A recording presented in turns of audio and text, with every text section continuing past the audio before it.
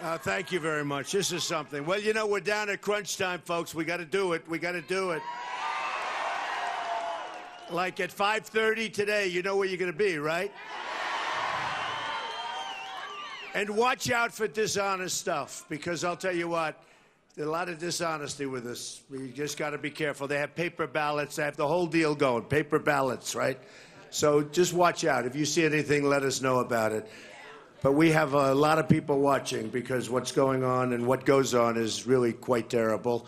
Of course, New Hampshire was 100% legit and beautiful. You know that, right? South Carolina, absolutely perfect. And hopefully by tonight we'll all be together. We'll say this one was absolutely perfect. You know, we have tremendous poll numbers here, but you never know. I mean, dishonesty can knock out a poll very quickly. And that's the only way we lose, in my opinion. That's the only way we lose. This is a great state. I employ a lot of people. I spent a lot of money here. Nobody else did. I had spent a tremendous amount of money in this state. And I'll tell you, I love it. I love it. You know what I did. I think I have the best hotel in the entire state. And it's so adjudged. And I love it, and I'm here a lot, and I have a lot of friends here, and these other guys, they're all gone. You know what? They made their little speech this morning, and they ran away. And you shouldn't be voting for people. It's like when I was with the folks from Arkansas, great place, and I said, Hillary and Bill Clinton abandoned you. How can you vote for them? How can you be with them? Arkansas, it's true. Well, these guys, they never abandoned you because they're never here. But they made a couple of speeches, and they're gone, and you'll never see them again, believe me. So that's it. But Trump, I'm going to be here with you all night, all night.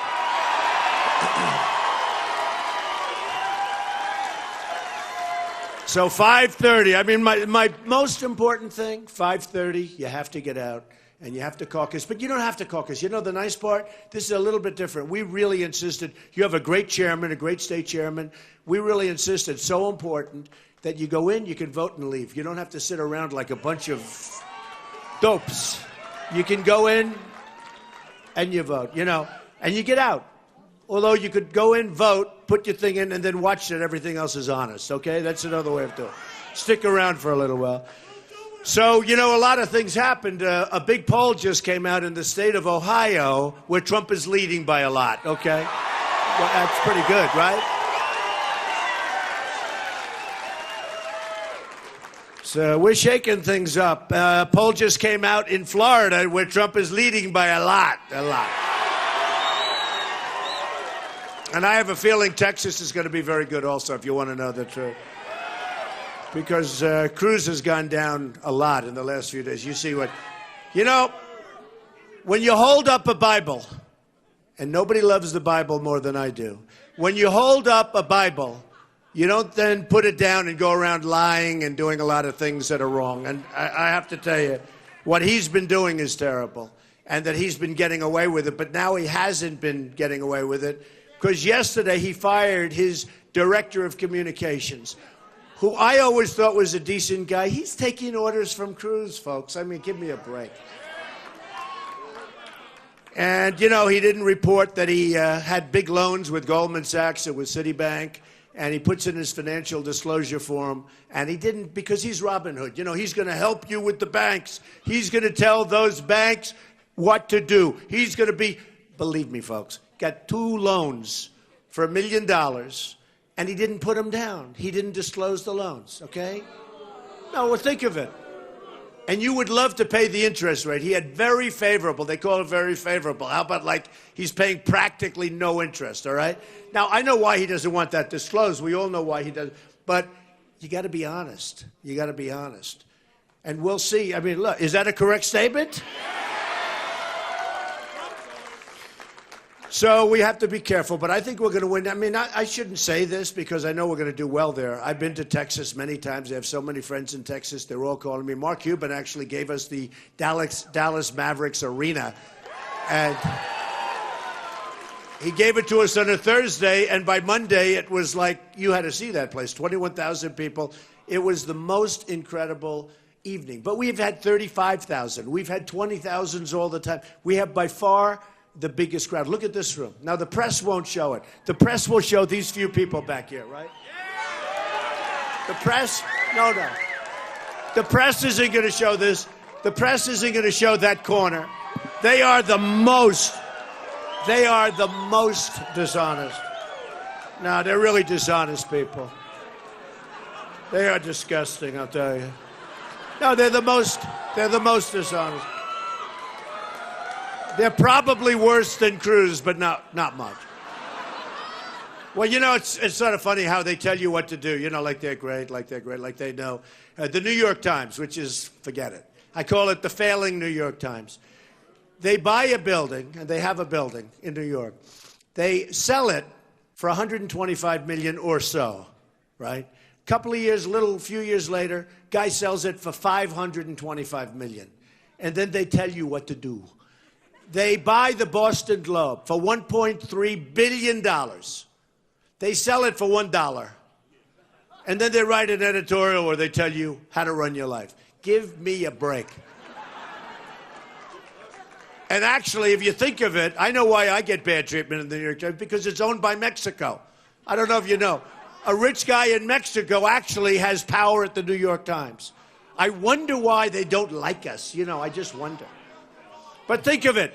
$1.3 billion they pay for the Boston Globe. They sell it for $1, and they lose a lot of money in the meantime. They spent a fortune on computers and this and that. They ran it for, I don't know, 7 or 10 years or something, losing a fortune. So they lost much more than 1.3. So they buy it for 1.3 billion, lose money for years, spend tremendous money on it. They sell it for $1, and they tell us how to run our lives, these people? Stupid. I call them the stupid people. And we should. I could go into a couple of other papers, but they've actually been treating me fairly nice lately, so I won't bother, you know. I won't bother. So we have a really big thing happening. We have an unbelievable movement going on. Look at this room. I mean, we have 2,000 people that got sent away. Look at the size of this, because the fire department wouldn't allow any more people. I can't imagine that, right? I mean, we're only bursting at the seams. I want to see the fire marshal. They say, sir, we're bursting at the seams. My own people, you can't get any more people. But this is happening all over. It's a movement. And Time magazine recently did a cover story. It was a great story by a great writer. And it talked about the movement that's taking place. It talked about the fact that we want to take our country back. We want to be a smart country again. We don't want to be run by stupid people. And they talk about the fact that there's a certain anchor, you know, Nikki Haley, who backed the wrong horse the other day. You saw that. I had the lieutenant governor, who's a terrific guy, and he won. She had, who the hell did she back? Yeah, Rubio. Who, by the way, I've been very nice to. I've been very nice. People say, why are you so nice? Because he hasn't hit me. When he does, you will see what happens. No, when he hits me. So far, if you look, and I'm not bragging, this is fact. In fact, one of the big newspapers the other day covered it very nicely. And they said, major story, biggest newspaper, front page. I won't say which newspaper, because usually I don't like the newspaper, but the biggest. And they had a front page about Jeb, who's a very nice person. See what I say? Now that he's out, everybody's nice. When they're out, they're nice. They ran a brilliant campaign. Sure, he spent $150 million, and I spent practically nothing. Sure, I'm in first place, and he was at the bottom of the heap. He ran a brilliant campaign, folks. It was brilliant.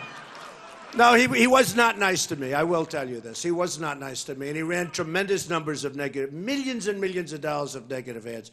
But they had something. It was all about, they had it planned. He was the presumptive winner. When he announced, I don't know if you know, he announced a day before me. When I saw him, I announced the following day or something. But he was presumptive. He was going to be the winner. And he went out, he announced, and it went to like 22, 23%. And everybody else stayed out. Romney stayed out. He didn't think he could beat Bush. Well, he didn't think he could beat, you know, he had the worst. He had a guy named Stuart Stevens, who was the worst campaign manager. And now this guy is on television saying, this is the way you beat Donald Trump.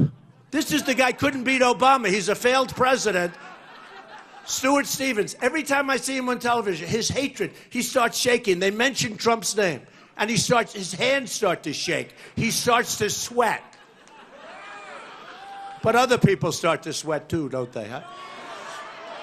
But you know, in all fairness to Mitt tried very hard. He had the wrong campaign manager, and unfortunately, Mitt, the last month, he gave up.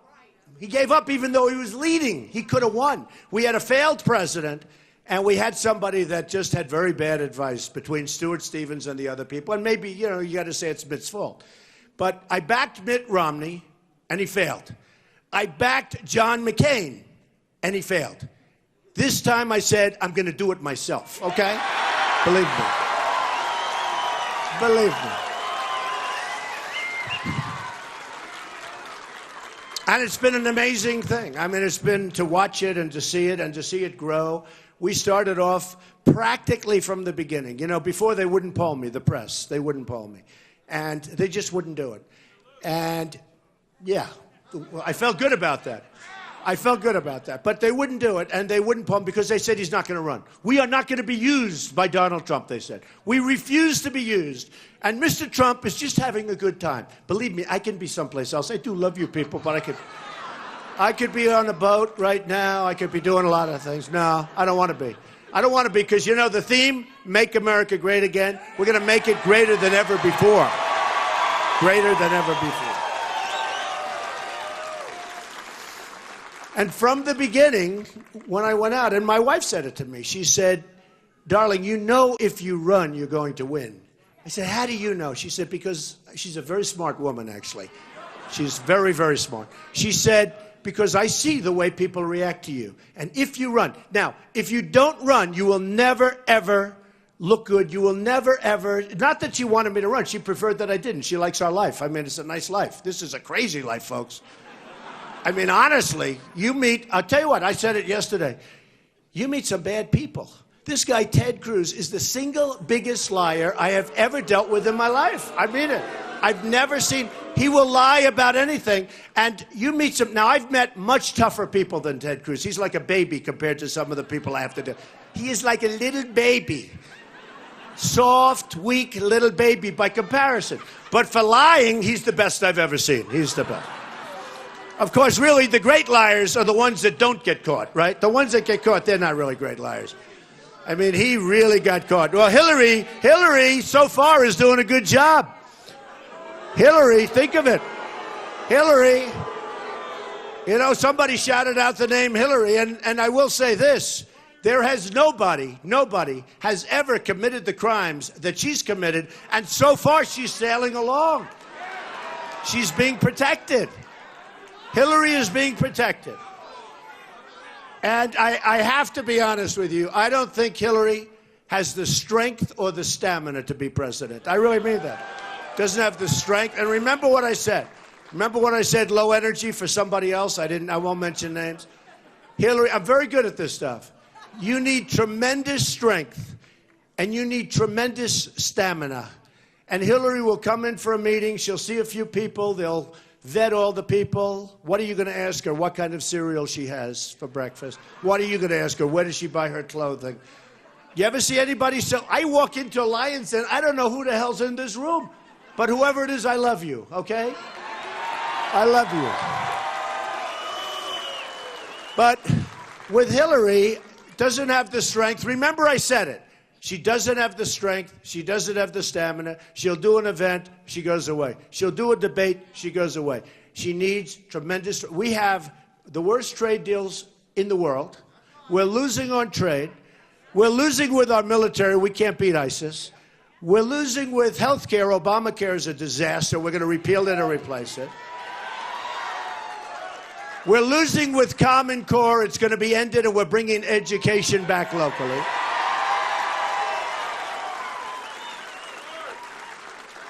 We're losing with Big League, with the border. And we're going to build a wall, and Mexico's going to pay for the wall. That's right. We're building a wall. And, you know, we have, even beyond the wall, we have great, great people at the border. We have Border Patrol people. They would call me up, and they call me now. I have friends now. They're like my friends. They're great people. They want to do their job. They're told to stand back. They're all set. They have the uniforms. They have the whole deal. Stand back, and people walk right in front of them. They don't want that. They called me. Could you come down? Could we show you what's happening? We have people pouring through the border.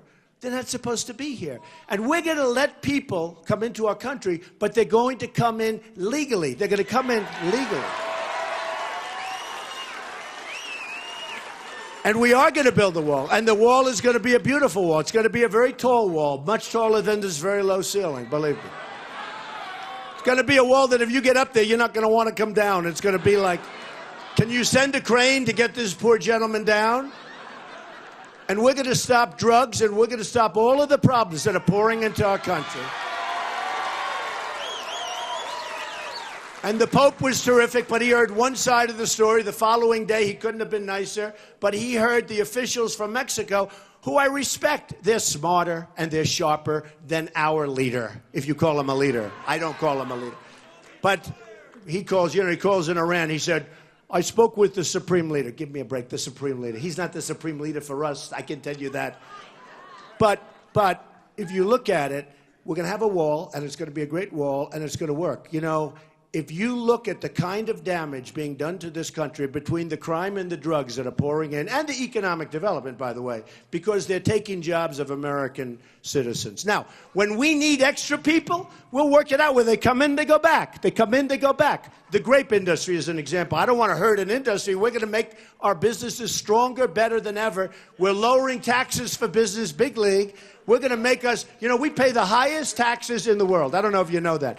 Pfizer is leaving our country now because the taxes are so high and because they can't get their money. They have billions of dollars offshore. We have $2.5 trillion in different countries. Our countries, I mean, we can't get it. All these countries have our money. Now, the Democrats agree that it should come back. The Republicans agree that it should come back. We have a leader that can't put them into a room and let's make a deal, right? Do you know how easy that is? So companies are leaving for taxes. They're also leaving for something that never happened. They're leaving to get their money because they can't bring their money back into the country. And to have that money back in is so good. It's so good. They'll use it for things. They'll do things. They'll set up new companies. They'll do it. $2.5 trillion. I happen to think it's double that number. The government's reporting $2.5 trillion. You know how much $2.5 trillion is? And Carl Icahn, who endorsed me, a great business leader, and many of the business leaders, we're going to have them negotiating our trade deals because our trade deals are a disaster. Our trade deals are a disaster. What's going on with trade is so sad when you look at it. China, we have a trade deficit with China of $500 billion a year. $500 billion. And they treat us like they don't have any respect for us, none. And they come to the country, and Obama gives them a state dinner. I'm not doing state dinners for these people. I'm doing state dinners for people that treat us properly. Now they're building in the South China Sea, they're building a massive military fort with landing strips and everything else. Total violation of everything. Not supposed to be doing it. They have no respect for our president. They have really no respect for our country anymore. And I like the Chinese. Look, the biggest bank in the world is my tenant in New York, all right? I sold millions and tens of millions of dollars worth of condos to Chinese people. I own the Bank of America, building a big chunk of it, a big chunk in San Francisco, 1290 Avenue of the Americas in Manhattan. Got it through Chinese. I mean, the Chinese are fine, but they can't even believe. I have a lot of friends from China. They actually say to me, we can't believe we get away with it. They devalue their currency. They say it. Now, they never thought I'd be running for president, you know, so they tell me. They had no idea this was going to happen, but they used to say. Now they say, oh, you know, they come up, lots of things. By the way, there has never been in the history of the world a greater theft than what China did to the United States. We have rebuilt China. They have taken our jobs. They've taken our base. They've taken our money. They've taken everything. They have drained us. If you look at the millions of jobs, the thousands of plants that have been closed, thousands of plants have been closed. And you want to do business in China, you can't. You try sending something into China, you're going to sell. I have a friend, he's a manufacturer, he's great, really good. He said it's impossible to get his product in China, and when he does, they charge him tax. Now, when they send their product here, there's no tax. Come on in, we're the stupid people. Come on in, sell whatever you want, right? And then I'll have people like some of the so-called conservatives. I'm conservative, folks, just so you know. But I call these people the stupid conservatives. They'll say, Donald Trump is not a true conservative because he wants to charge tax to somebody selling their goods here. They don't say that the other side is doing it, okay? Because I am a free trader. I believe in free trade. But it has to be smart trade. It can't be rip-off trade. It has to be smart. So it's got to go, basically, simply, it's got to go two ways. Got to be good. When we lose $500 billion a year with one country, okay? Now you talk Japan. They send their cars in. By the millions, the cars come pouring in. We send them practically nothing. We send them beef. Beef. And they don't want it because their farmers don't want it. I understand that. And you know the story. So they send it back. Then we send it there. But by the time they get it back to Japan after 3 or 4 times, it's so rotted and so disgusting that they call it Kobe beef and they charge 10 times more because they're smart. It's true. You ever go for Kobe beef? It's like 10 times more expensive. And all it is the rotten beef, which they wouldn't take. It kept going back and forth. They don't want our product. They don't want our product. And I have the greatest business leaders in the world. Now Vietnam is acting very big. India is doing a great job for themselves. They're not, helping us much. And I love India. We're building 2 beautiful buildings in India. We're building buildings all over the world. But you know what? If this ever happens, I couldn't care less for the company. I'll let Ivanka and the kids run it. I have executives that will run it. It'll be fine. I couldn't care less. I care about one thing, making America great again. That's all I care. That's all I care. And by the way, speaking of that, something that I don't get credit for, and I should get credit, and was covered so inaccurately by the New York Times. They said, the Times, the stupid newspaper, they're so stupid. They're so vicious. They said, Donald Trump is not getting money from Wall Street. We checked Wall. I don't accept money from Wall Street. I can't get money from Wall Street. I'm self-funding my campaign other than the little contribution. But they write an article, and they know what they're saying. They know what they're doing. They're stupid, but they're not that stupid. They're saying, Donald Trump, we checked, gets no money from Wall Street. Well, that's a good thing, right? But the reason is, by the way, if I wanted to get money from Wall Street, I would have a fund. Jeb Bush had the biggest fund, $148 million. You could double it, quadruple it. I would have a fund in 2 weeks that would be bigger than any fund ever set up for anybody running office. I'm not doing it, other than the little contributions that people can put, because frankly, by the time you send them back, it's too much. And what they do is they send in, it's love. That is love. Those people, they love our movement. And there's no way you can send a woman her $17.50 back who writes a 4-page letter with seriously, there's no way you can send it back nicely. But we are self-funding our campaign. I'm not taking money from Wall Street. I'm not taking money from anybody. That's it, other than the little contributions. And I'll be honest with you. I don't get credit. I mean, even the stupid New York Times writes about, Trump isn't taking money from Wall Street. They actually say Wall Street's not giving me money. I could make 3 phone calls, have so much money, but I'm not taking it. I'll tell you, when you go to the voter booth, I hope you remember that, because I don't think I get any credit for it. I'm spending millions of dollars. Now, here's the good news. I've spent less than any of the other, major candidates. Some people are just playing games, okay? But I've spent less than any of the other candidates, and I'm number 1. Other people have spent like $140, $150 million, and they're down at the bottom of the pack. So I spent less, and my result is by far number 1 by a lot, actually.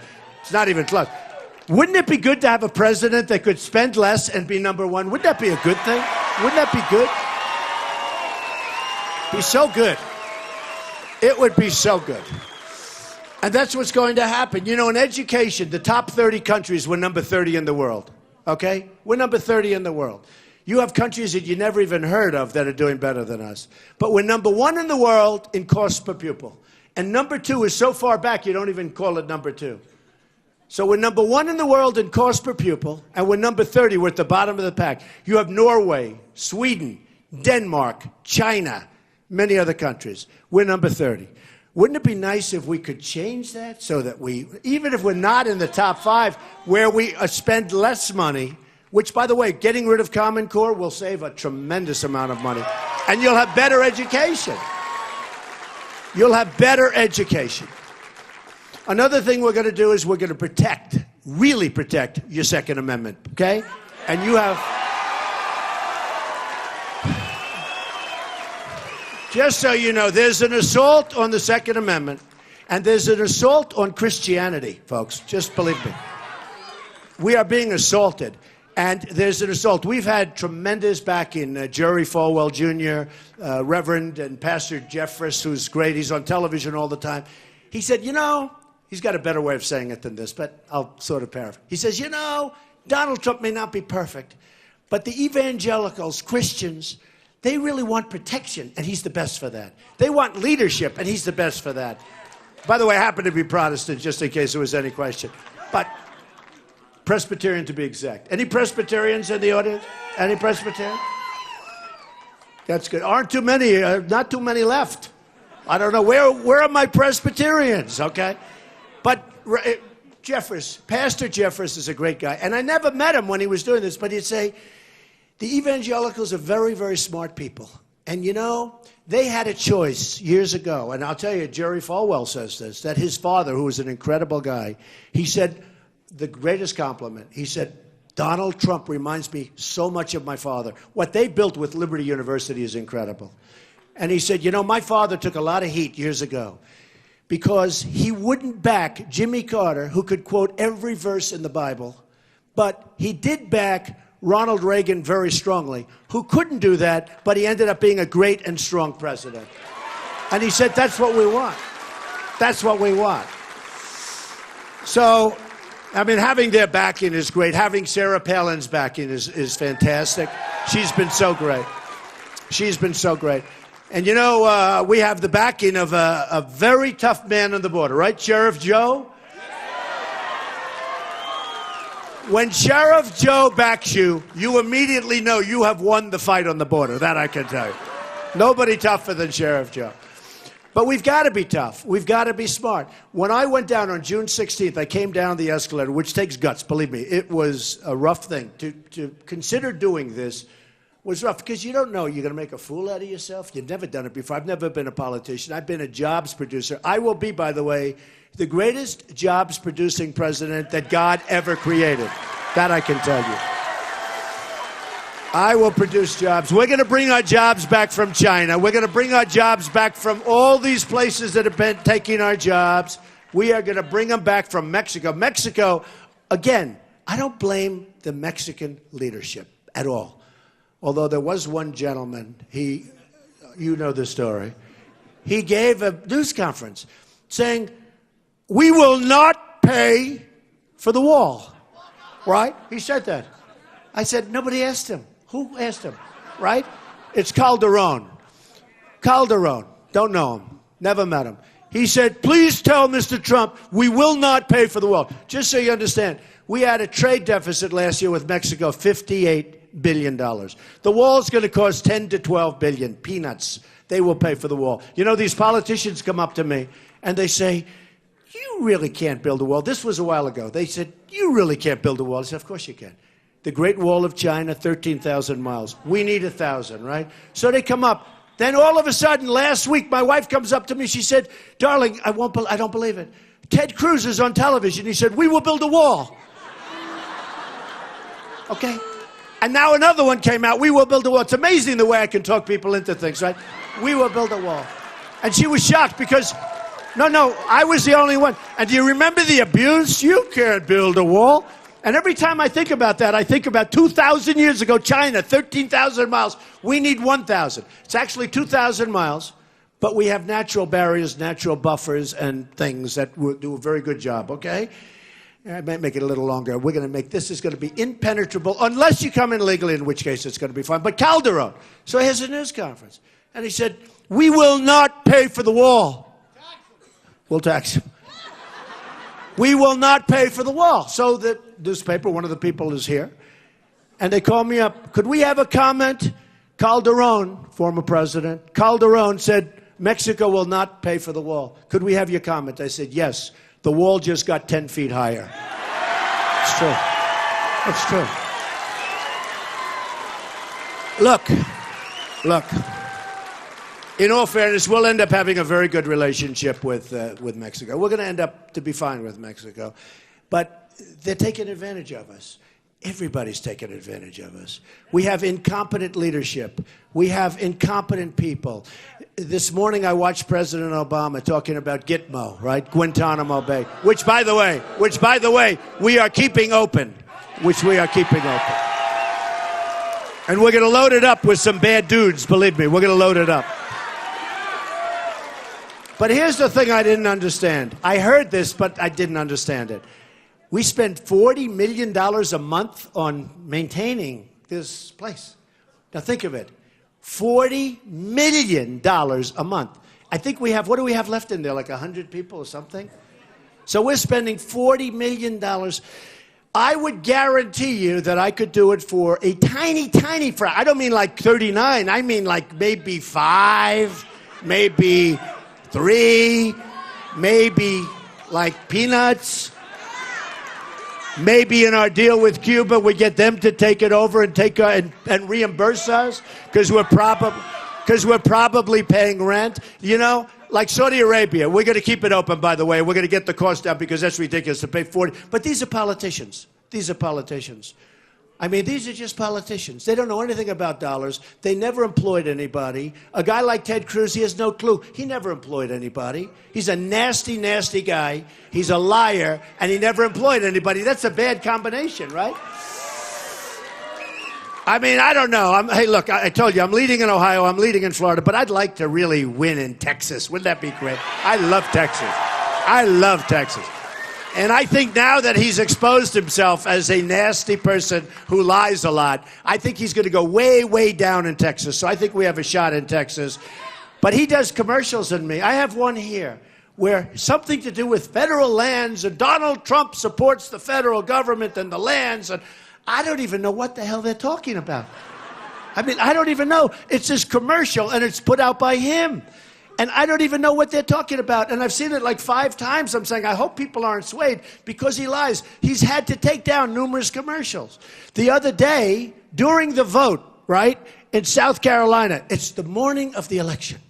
The morning. A beautiful day. I love the place. I love those people. And I think I'm going to win. I think I'm doing well. Wall Street Journal put out a totally dishonest poll, totally phony poll, in my opinion. I mean, in my opinion, because it gave us a little bit of a scare because they took me way, way down from what it was. And then when you looked at it, it was impossible. They said, this is a poll of very, very, very, very conservative people. Well, what about liberal people? What about other people? They don't vote? So I saw this poll come out where I went down to like 2 or 3 points. And, you know, that's a little scary because everyone's thinking I'm going to win. It was a real hit job. And then the story was even nastier. Donald Trump. It's funny. I had a really good Wall Street Journal poll about a month ago. I couldn't find it. It was way back in the paper, and I couldn't find it. To this day, I never found it, right? Now they have this bad poll, which I was still leading, but leading by like a little slice. Front page of the Wall Street Journal. Front page, the poll. Trump doing badly. The next day, I had another one on the national. Trump doing, do you see my national polls? They're going through the roof. All over. But the newspapers, they're dishonest newspapers. They're dishonest. The Times, I think the Times is the most incompetently run. That's why they're losing their shirts. Wall Street Journal, very dishonest. These are dishonest people, in my opinion. And we have to, I'll tell you what, it's amazing. You think the media, I think it has a lower rating than Congress, which is hard to believe. Because honestly, you get these people better than anybody. I tell people how smart. You know, when I won in New Hampshire, they did a poll, and they did the same poll, right? They did the same poll in South Carolina. It was sort of like a similar poll. And it was, what do you think of this? I won with every single, I won with the women. I won with the men. I won with highly educated. I won with less than highly educated because I'm being very nice, okay? I love those people. They're my people. I love them. But I won with less than highly. I won with every single, I won with evangelicals. I won with evangelicals. Cruz was supposed to win South Carolina because it was very heavy with evangelicals. So he was supposed to win. It was supposed to be his, they call it his bench water, his strong point. And I went in, and right from the beginning, I knew I could do well there because the people are incredible. And I spoke to them, and they got it. You know, they really got it. They got rid of this guy. He came in third place. I mean, it was incredible. But he's a bad guy, and he came in third place. You know what a great honor that is, to knock off bad people? I love doing that. I love doing it. But think of this. So on the morning of the election, I get a call from my people. Mr. Trump, I'm sorry to inform. This is the morning of the election. I've been working really hard. I was there for a month. I'm making speech after speech. I can't stand it anymore. And I figured, oh, now it's election day. We're going to take it a little easy. I get a call at 9 o'clock in the morning, earlier. And they said, Mr. Trump, somebody just did a robocall, and it's really bad. I said, really? What is it? It's about the Confederate flag. What do I have to do with the Confederate flag? Well, you said something to somebody a long time ago about, it was fine, you know, about, you know, being in the museum. And, you know, it was a very controversial subject. So he took a thing, they made it into a commercial. He said, it wasn't him. It wasn't him. Turned out to be his campaign manager, okay? Oh, it wasn't him.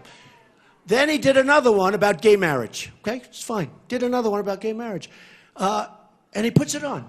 I get a call 12 o'clock. So now I have 2 robocalls. Nasty, nasty, vicious robocalls. And I said, man, I'm going to lose. I'm going to lose here. I'm going to lose in South Carolina. These robocalls are terrible. And we won in a landslide. We won in a landslide.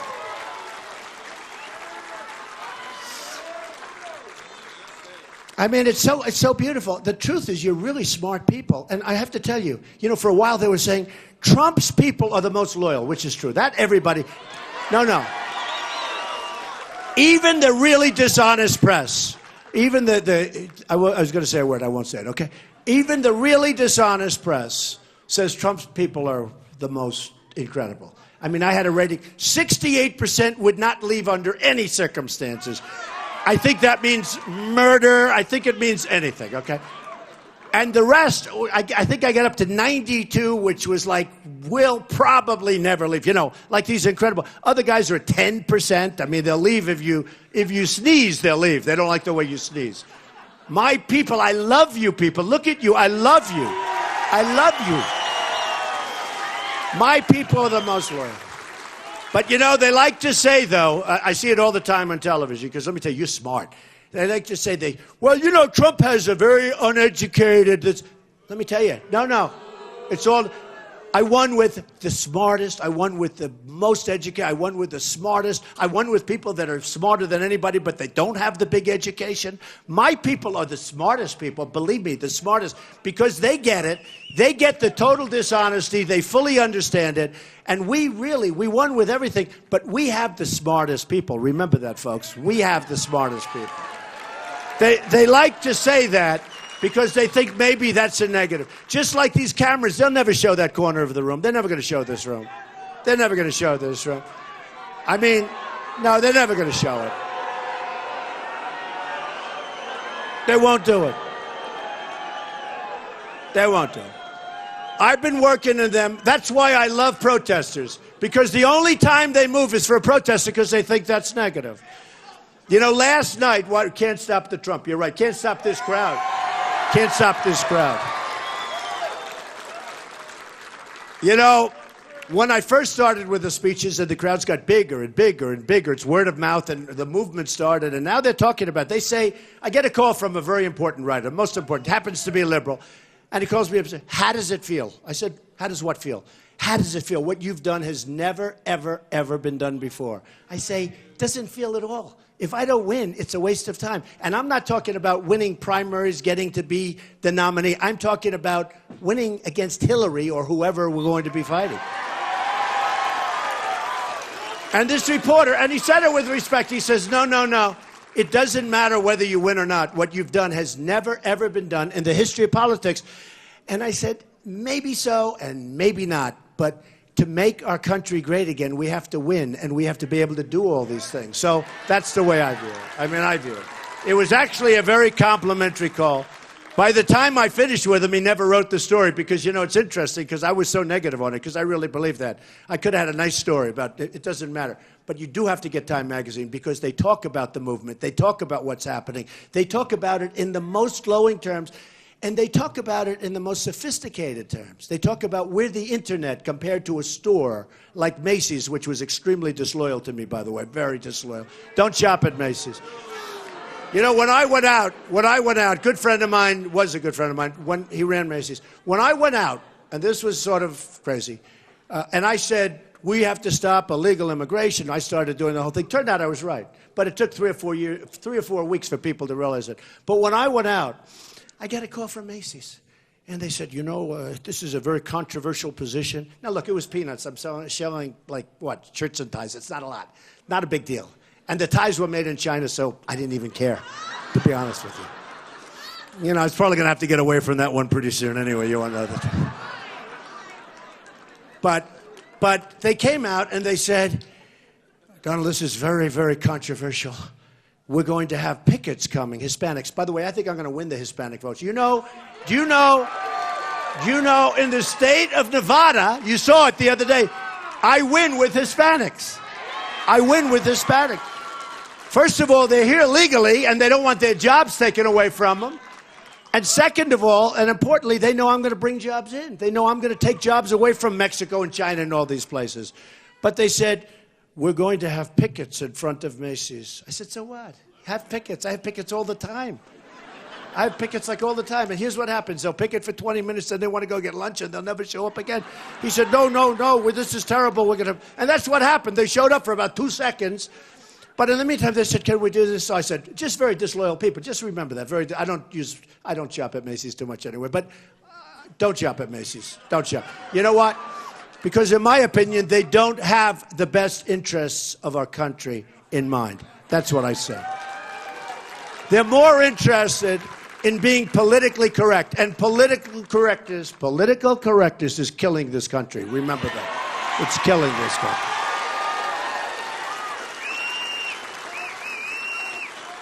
So, and I told you before about Christianity, we are going to be saying at Christmas, very soon after I get in, we're going to be saying Merry Christmas again. We don't say it anymore. Merry Christmas again.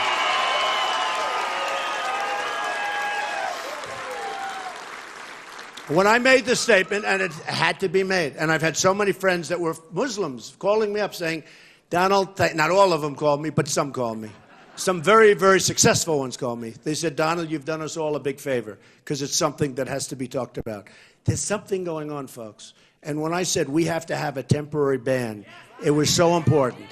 Now, nobody else is going to say that, and I knew it was going to be a rough thing to say, but there's something going on, folks. When you're flying planes into the World Trade Center, when you're killing the 14 people in California, when Paris happens where you shoot 130 people and you have many, many people dying in hospitals, it was so tragic. You have people so mortally wounded. By the way, the toughest gun laws anywhere in the world are Paris and France, okay?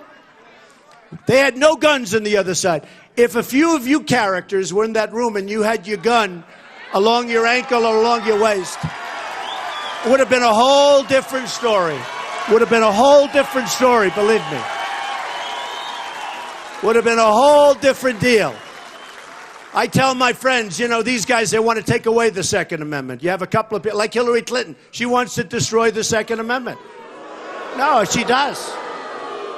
A really bad issue for her, but she wants to destroy the Second Amendment. When I negotiate and debate with people, especially from New York, because they all think, oh, get rid of guns, get rid of guns. When I talk to them about it, in front of people, I like debate them. I like it, because that's a debate you can't lose.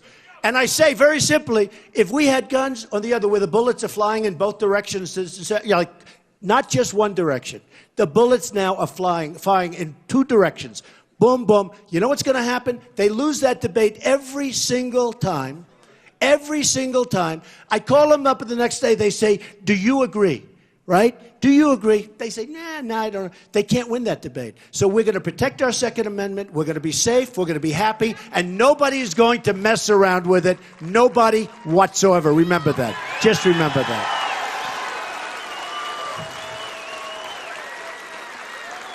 So the other day, something very bad happened. And it's peanuts compared to others, but it was very bad. To me, it hit a nerve, because I buy the product, right? I buy it. You know what it is. Come on. Carrier, right? I buy Carrier air conditioners. I buy a lot of air conditioners. Now I buy Trane because, I like them when they're made in this country. But the other day, it was announced very, very strongly, it was announced that Carrier is leaving for Mexico, 1,400 jobs. And somebody had one of the cell phones going, and they have it going as this executive is saying, we're closing up shop, we're moving to Mexico. And I said to myself, that was sad. It was sad to watch it. And these people will never get jobs like this. They'll never get jobs like this. They were there for many, many years. They do a great job, make a good product. They're going out, they're going to move. They're just closing up, and they're going to move to Mexico. And other people are also moving from United Technologies. They're going to move a lot of businesses to Mexico. I said to myself, like I was a really good student. I went to the best school, the Wharton School of Finance. And whether you went to Wharton or whether you went to high school or whether you didn't go to high school, believe me, there's nothing good coming out of these trade deals we have. There's nothing good. So they're going to now move, and they're going to make air conditioners. And here's what's going to do. The people running against me, and all of the people in Congress, senators, everywhere, they all have special interests and lobbyists and everything else. In fact, you have lobbyists, it says on their name, the head, I represent Ted Cruz. I represent this one and that one. In all fairness, Jeb had Woody Johnson of Johnson & Johnson is his top fundraiser, his top campaign finance chairman, right? Woody Johnson. Pharmaceutical. Okay. Now, do you really think that Jeb or anybody else, and I'm talking about Jeb with respect, do you really think that Jeb or anybody else, or Ted Cruz, who's representing a lot having to do with oil and everything, these people are all controlled? And I know many of the lobbyists, and they literally work individual people. You have lobbyists that are good for 3 people. That's all they do. They focus on them. They take them out to dinner, they help them, they raise a lot of money for them. And when there's a problem, you call X-lobbyist who's good for X-senator, okay? Whether it's Marco, whether it's Ted, whether it's anybody up here. That's the way the game works. I mean, who knows the game better than me? I was a very establishment guy 9 months ago. And then when I decided to do this, they went crazy. They said, what's Donald doing? He was one of us. Well, I know the system better than anybody. And I know half of the people. In the last debate, last 2 debates, I looked in the room, I saw all people I know. They're all lobbyists. And when I said something good, and they say I won those debates, by the way, almost everybody. But it's tougher. You say something great, and you hear like nothing. Then somebody else gets up and makes a fool out of himself. He gets a standing ovation. You tell me that's easy, right? And they were given out by people. It's a disgrace. But again, I'm self-funding, so I didn't have anybody. I had my family in the room. So I'd hear my son, hey, I have one son who's much more vocal. And I hear Eric, and he was screaming, he was going, wow, but it's one person. We can't, it's not like 2,000 people. But we have to change our system, folks. And we have to do it, and we have to get it done, and we have to get it done fast. Here's the story. The pharmaceutical, term limits is fine. The pharmaceutical, in theory, term limits, I'm fine with term limits. But in theory, you people are the term limits. It's called, if somebody does a bad job, you vote against them and you get them out. But where that's hard, in all fairness, is when, pharmaceuticals gives guys millions of dollars and lumber and they have everything. It makes it hard. But I'll give you an example. A friend of mine who's a doctor, he tells me that the drug industry doesn't bid out drugs. I said, you have to be kidding. It can't be possible. Then in about 2 seconds, I said, oh, I know why, because these guys are all taken care of by the drug industry. Do you know we don't bid out drugs? We're the largest purchaser of drugs to make you better, drugs to make you better. We're the largest purchaser in the world. We don't bid it out. There's legislation doesn't let us bid it out. So when you go to the drugstore and buy something, you're paying a similar price that the United States of America is paying, and they buy billions and billions of drugs. If we bid it out, we could save over $300 billion a year. So when Woody Johnson, who's a nice guy, he has great real estate, he bought an apartment in one of my buildings, right? So when Woody Johnson and all these people, when they come to me and they say, Don, would like to see you, they didn't give me anything. I don't want anything. It's so important what I'm telling you, because they have total control over these people. $300 billion. Think of it. Do you believe the kind of numbers we're talking about? Now, multiply that times many times, because in our military, and you've seen it, I've seen it ever since I've been a young guy, you have people buying, I'm still young. I feel young, I tell you. I feel young. I feel better than ever. Do I have a choice? Do I have a choice? No, I feel better than ever. That's very important. My doctor wrote a very strong note. You know, everyone's saying, could we have it? He said, he's in the best shape of anybody I've ever... This doctor went a little bit overboard. In fact, people said, did you write that letter? I mean, that's... No, I feel very good, I have to tell you. And if you don't... And this is what I mean by the energy. Hillary needs energy because we have made so many mistakes. We have made such bad deals. We have to correct all of this stuff, whether it's in trade, whether it's in war, military. How often do you see where we're ordering the wrong airplane, we're ordering stuff we don't want? The reason is that those companies are better politically than the companies whose product we want, okay? That's not going to happen anymore, folks. It's not going to happen. We're going to get, I've seen it over the years. We're ordering aircraft that the generals don't want. We're ordering things that... We're going to get the stuff we want. We're going to make our military so big and so strong and so powerful, nobody is going to mess with us. Nobody. You know, Hillary Clinton made a statement not so long ago. Oh, she made another one about 4 weeks ago about sexist. She, believe me, she had a rough week with her husband. The last person she wants to run against, by the way, is me. Chuck Todd, a very nice guy for NBC. He said, I was told that Hillary Clinton would most like to run against Donald Trump. Okay? This was after that big weekend, the bad weekend that they had, right? And I was told personally that Hillary Clinton would most want to run against Donald Trump. I was told that on good... I called him. I said, Chuck, let me explain something. Here's the way it works. You know, we're playing chess here at a high level. When they say they want to run against me, that means they don't want to run against me, okay? Get it through your head. And the Q poll just came out. I beat her. The USA Today poll just came out. I beat her. And in all fairness to beating her, I haven't even started.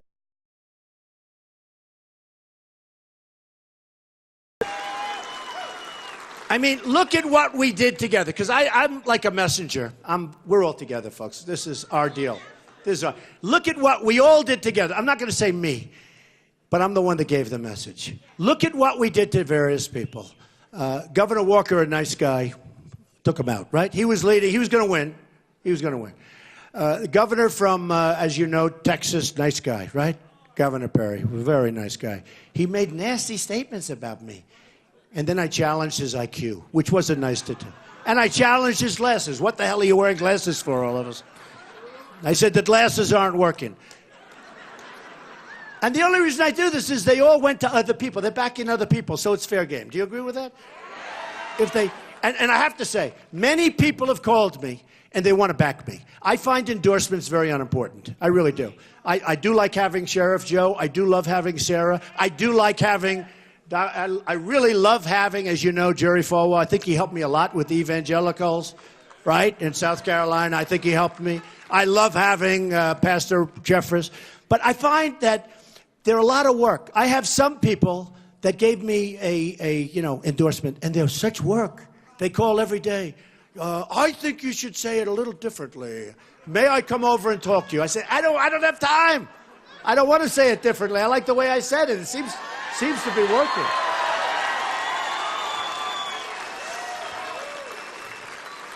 But think of what we have done. So Walker was going to win. He's gone. Jeb was going to win. Jeb was going to win. Hey, Jeb is gone. He forgot three words, according to, I'll say it, the New York Times. 3 words. Donald John Trump. He forgot. He had everything else going. He had everything going. And the reason I tell you, I did call him to wish him the best. He didn't take my call. That's not nice. That's not nice, right? That was very insulting, right? Actually, I was betting. I said 50-50, he doesn't take the call. It's not that he didn't take it. I think it was nice in that he just didn't call back. Maybe he did, we didn't get the return call. But think of it. Jeb's a nice person. He really is.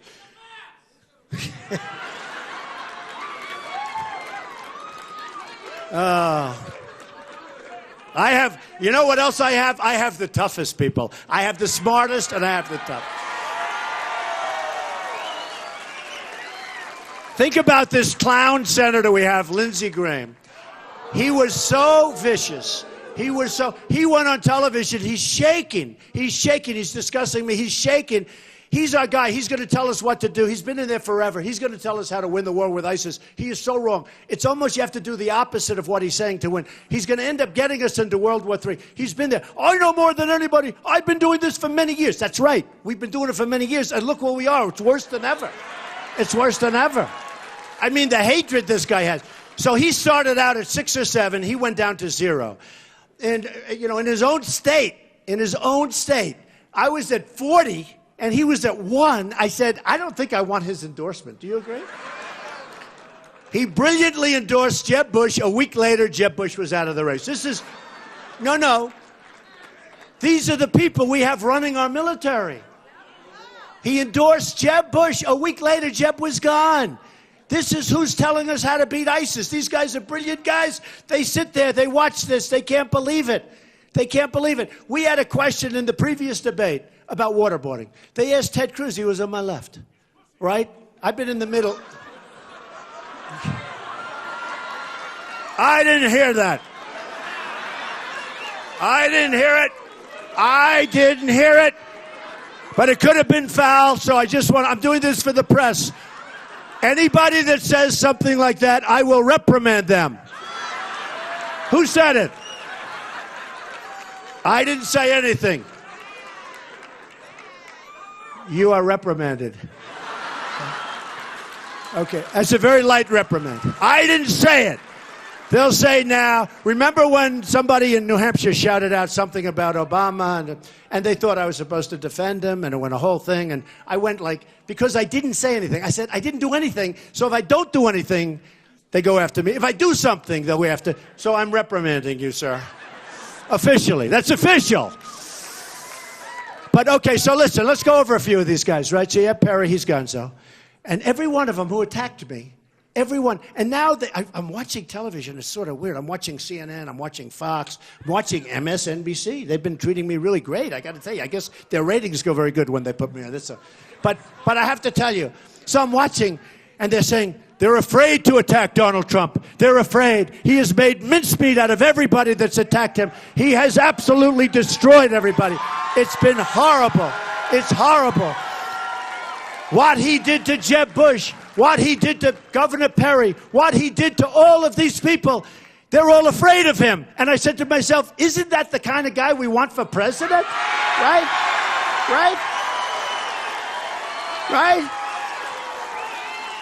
I don't know. So I've hit Ted Cruz very hard because, you know, I just can't stand liars. But I haven't hit Rubio because he's been so nice. He's probably the smart one, right? I can't, you know, I tell everybody, I like counterpunching because I'm basically a fair person. So I like counterpunching. And the counterpunching is fun. I'd rather go in early and boom. You know, militarily, we have to do something. We're going to get rid of ISIS so fast, folks. Boom. But Marco Rubio is a nice young man. But, right? Nice young man. I can't hit him. No, he hasn't hit me. No. He has not hit me. I'm treating him nicely. When he hits me, oh, is he going to be hit? Actually, I can't wait. You know, I said that about Cruz. We were both being very nice, and he was being very nice. And then all of a sudden he said something a little off color, and I said, well, thank goodness it's time. And he lost the evangelicals, right? In South Carolina, he lost the evangelicals, and I'm leading with the evangelicals nationwide. So anyway, so we'll see what happens with Mark. I mean, at some point he may get nasty, in which case, you know, fine. And I hope he does because it's more fun, right? Isn't it more fun? But he's been very nice. Okay, so look, here's the deal. We have a mission. We have a mission. It's so important. You have to today at 5:30. You have to get over there, no matter what you're doing. And I'm not going to be cute. You know, a lot of times I'll say, if your wife left you, if you're dying, if you're feeling horrible, I'm not going to play games. I'm serious. You have to get out. You have to go caucus. And to put it in our language, you have to go vote, essentially, okay? You have to go. Keep your eyes out for dishonest stuff. Report it to the police if you see anything, because the police are great, and the police love Trump. I have so many endorsements. Even the guys outside. Where are the police? They love Trump. And I love the police. The police are treated not fairly, folks. You'll have one bad act out of millions of acts, and it ends up being on network television for 2 weeks. The police, we really have to pay them thanks. They have been amazing. But report them. If you see something going on that's fishy with the paper ballots, report them to the police, and they'll take care of it, believe me. But I just want to thank everybody. We're going to do something that's so great. We're going to start winning again. We're going to win on trade. We're going to win with the military. We're going to knock out ISIS fast. We're going to win at the border. We're going to win in so many different ways. We're going to win with education. We're going to win with health care. We're going to knock out Obamacare. We're going to come up with something so much better, so much less expensive. You're going to be so proud of it. You're not going to be giving it up. You're going to be rushing to get it. We are going to do so well, and we're going to win, win, win again, and we're going to make America great. So get out there today. I love you. I love you, folks. I love you.